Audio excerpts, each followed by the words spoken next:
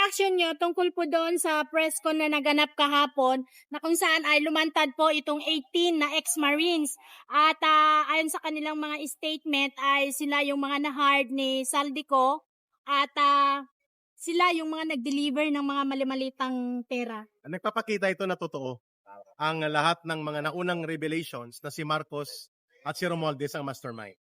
That's number one. Number two, nagpapakita ito ng malakas na ebidensya na ganon kalawak, ganon kasistematiko at organisado ang pandarambong at pangungurakot sa ilalim ni Marcos at ni Romualdez.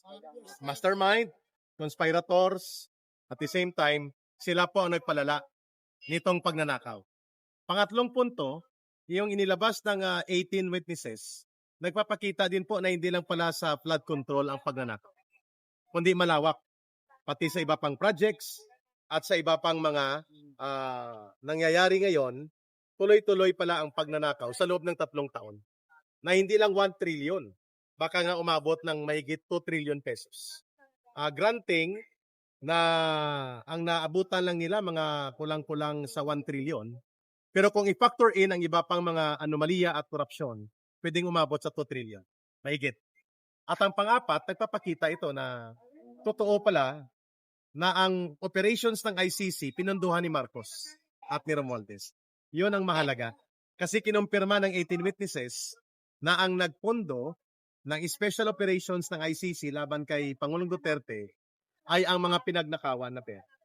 And that is a very double level crime na hindi lang nila ninakaw ang pera, ginamit pa sa pagtatraidor at pagtataksil kay Pangulong Duterte.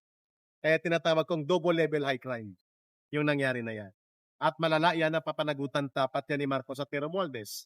And isa pang aspeto, the revelations made dito sa nangyaring 18 witnesses ay kinukumpirma na ang ICC bayaran.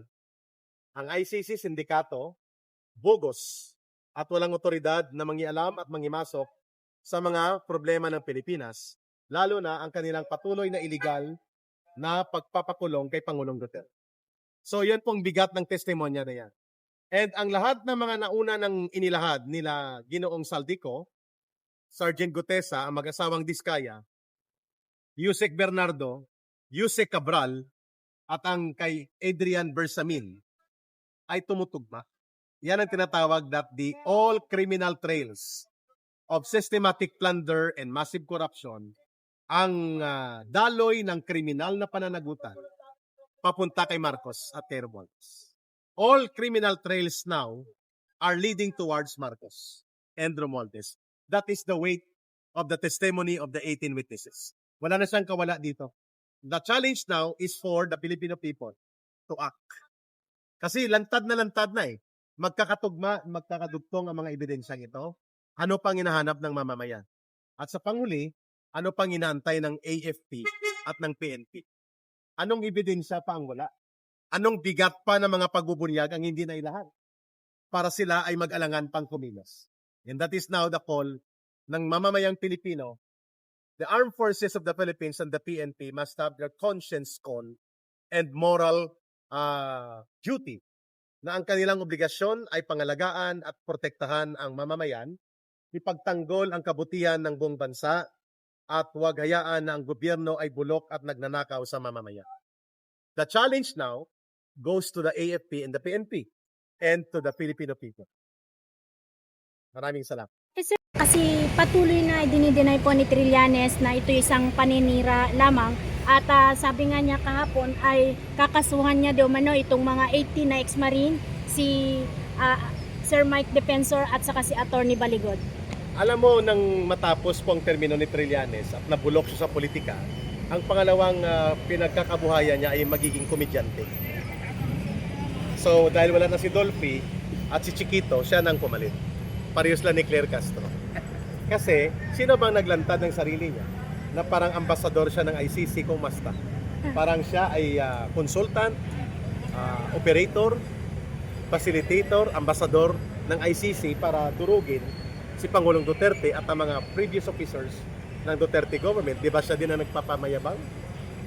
Napabalik-balik siya sa Netherlands para silipin niya si Pangulong Duterte kung may sakit pa o wala. di nagpapakita na totoo ang sinasabi ng 18 witnesses na may diniliver. Kung paano niya patutuhanan yan, sa korte na siya magpaliwanag kasi siya man daw magsasampa ng kaso. Pero just again, Trillanes ang tawag sa kanya is the big joke. Isang malaking komedyante si Trillanes because ang credibility niya, zero. Eric, daw dito. Ewan ko kung napansin niyo po napansin niyo po ba na parang media blackout po yata ang paglantad ng mga 18 ex-soldiers natin? Expected. At hindi lang blackout or hindi lang hinilot. Talagang distorted. Anong sa palagay niyo dahilan na Eric? Dahil kontrolado nila Marcos at Romualdez ang malalaking media corporation. Kaya Bayad. Alam yun. At binanggit nga doon sa Malimaleta na may mga budget sa media, ang core persons, media personalities, pare, pati pa ang mga iba pang mga opisyal ng gobyerno.